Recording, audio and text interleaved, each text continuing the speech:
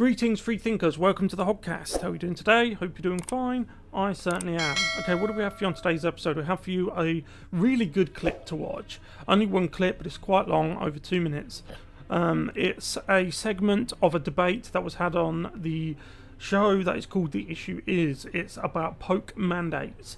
On one side of the divide, you have a political ideologue, a Kool-Aid drinker, a habitual complier, and on the other side you have a free thinker, an intelligent man, someone who asks questions, someone who wants knowledge. Okay, so you probably don't need me to tell you that the free thinker obliterates the ideologue in a very short space of time, completely owns him. And something else I noticed is that the ideologue, when hearing facts, he shies away from it a bit. Like if you're a fantasy fan, you may know that trolls, for example, this is a bit of a strange analogy, but bear with me.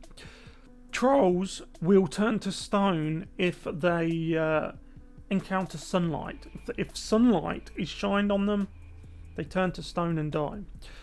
I often think of this analogy when I see a debate between a left-winger and a right-winger, in which the right-winger suddenly starts spitting facts and truths. The left-winger, armed only with narrative and personal insults, turns to stone, essentially. So we'll get into this clip now. If you haven't yet, though, please like the video if you found it informative. Subscribe to the Hoggcast, hit the notification bell, and share the video around. We also have a membership scheme you can join to support the Hoggcast. There's a join button down below, and in the description box there's a link.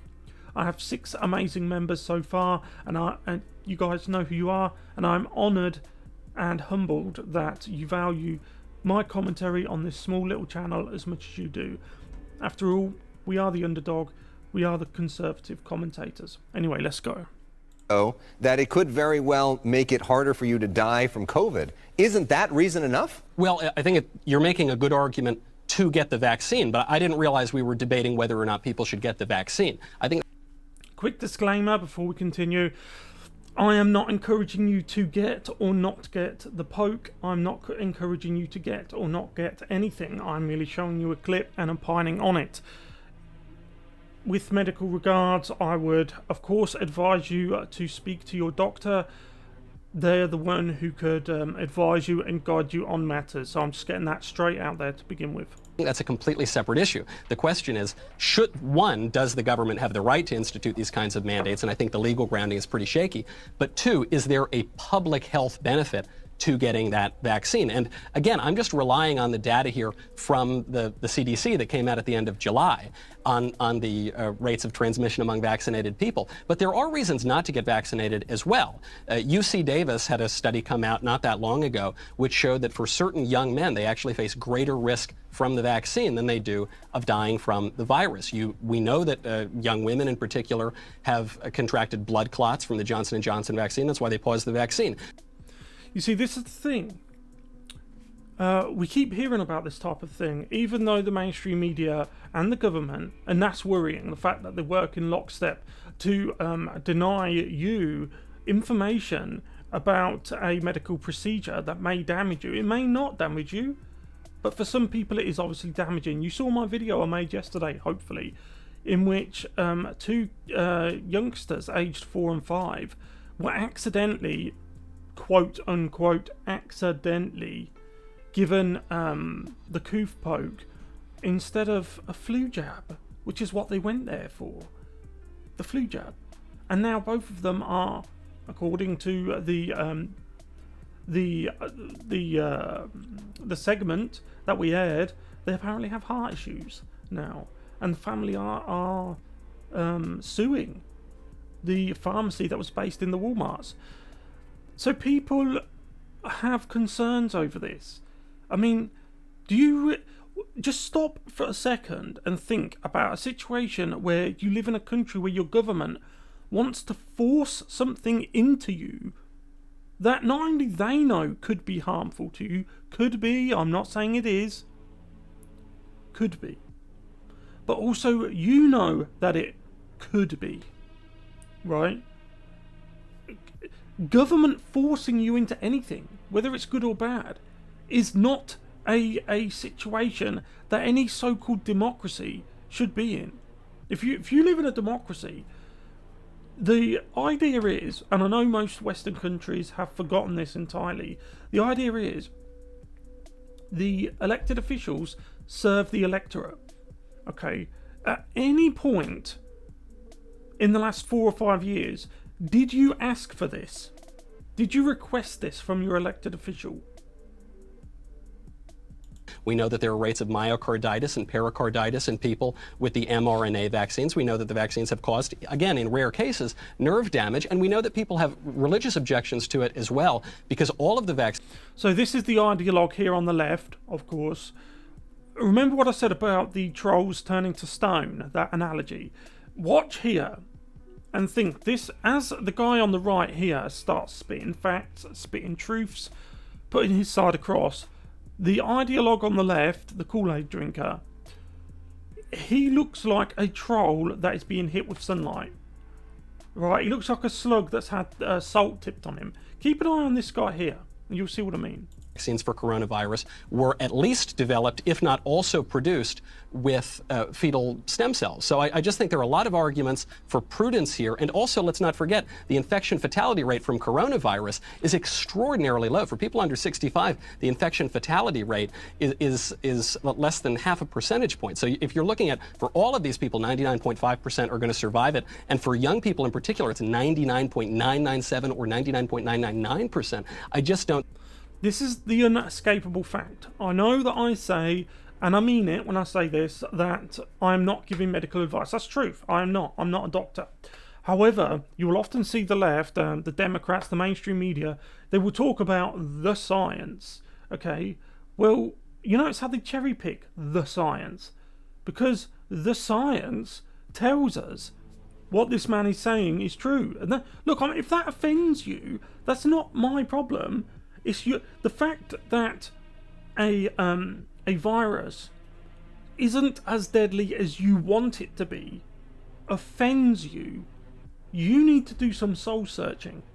And that's something that I often see with the left. They seem offended that people aren't dying enough. And now you see why people don't want to take certain things. Because they see that. I know we live in a clown world. I know we live in a world where big tech, mainstream media and leftist globalist governments in the West work together against their own people. Okay? So you could be fooled, and I know there's a lot of stupid people out there, but believe it or not, most people are actually able to think, and they see this. It doesn't matter that the talking head on CNN or MSNBC is saying, oh, woobity-woobity-woo. Because the people, they see, they hear, right? And they know.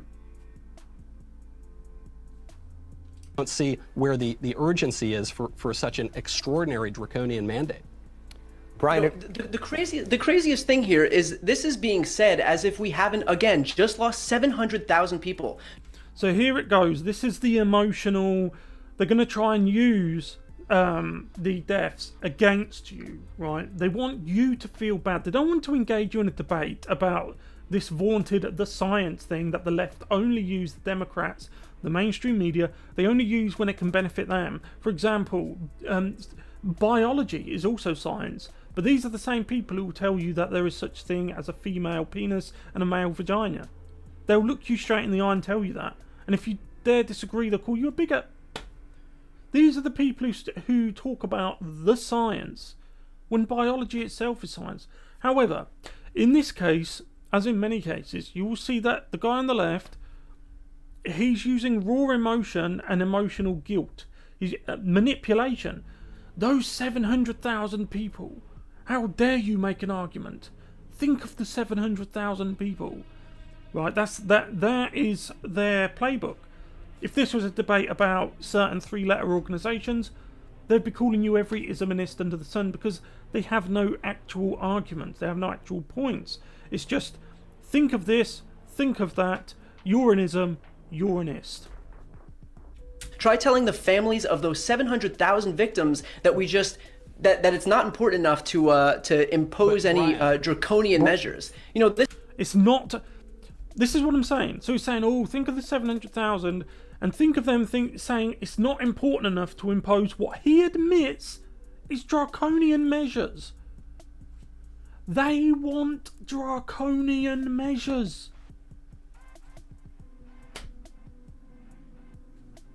This is going to be What is the average age of a COVID death in the United States? So here it's this is it. This is good. What you're about to see is the knockout blow. So get ready. If you've got popcorn, if you've got a drink, get them ready because this is going to be the knockout blow. I'm not sure. I don't have that on me. So the average age of a COVID death in the United States is north of 80. The average age of a COVID death in the United States is higher than the average life expectancy in the United States. So I'm not saying knockout. I mean, just think of that. It's average, then it's higher. The average death, the age of death from the coof is higher than the average life expectancy. that we don't need to protect grandma. We should, but grandma can go get the vaccine, and that vaccine is going to protect her from hospitalization and death. It's actually not going to provide an additional public health advantage. So you can see straight away how uncomfortable the ideologue is. That's the end of the clip. We'll go back and watch the Empire again. So you can see straight away just how uncomfortable he is at these facts. Remember what I said about the troll turning to stone, the slug getting salt tipped on it? He actually looks like he's turning to stone. He's actually withering. That's the official term for it. He's withering under a hail of gunfire coming out of the free thinker's mouth. It's just pure do-do-do-do-do-do facts. Yeah? He's angry. I've seen this so many times. He's emotional. He's effeminate. So he's angry that not enough people are dead. I often see this with the left. If not enough people die for them to get the power that they crave, that's what they really want. They want power over you. They're angry. It angers them. We were promised piles of people in hospital corridors. We were promised unmarked graves. We never got them. This is why they're angry. They feel cheated. I mean, what kind of human being are you, really? So we'll watch that end part again. The average age of a COVID death in the United States? I'm not sure. I don't have that on me. So the expert doesn't have it on him. What a shock. The average age of a COVID death in the United States is north of 80. The average age of a COVID death in the United States is higher than the average life expectancy in the United States. So I'm not saying that we don't need to protect grandma. We should, but grandma can go get the vaccine, and that vaccine is going to protect her from hospitalization and death. It's actually not going to provide an additional public health advantage. So you see, that's the thing. If you get the poke because you're saying that helps you, that protects you, why does the man down the street have to get it? Because you're protected, right? That is a perfectly common sense position to take. But they won't hear it. They need to see you getting it. He needs to see you getting it. And you have to ask, why? I said in my video yesterday, the analogy of well, it's not an analogy, it's a saying. It's an old saying, very old saying. I doth think thou protest too much. The more you protest, the more New York Mayor Bill de Blasio comes out and eats cheeseburgers from McDonald's and trying to compare it to the coof, the more that idiots on Saturday Night Live dress up as syringes and do silly dances, the less people are going to take it. Because I doth think thou protest far too much. Suspiciously too much. Anyway, I'll leave it there. Let me know what you guys think about this in the comment section below. Thank you very much for watching. I will see you in the next one. Goodbye.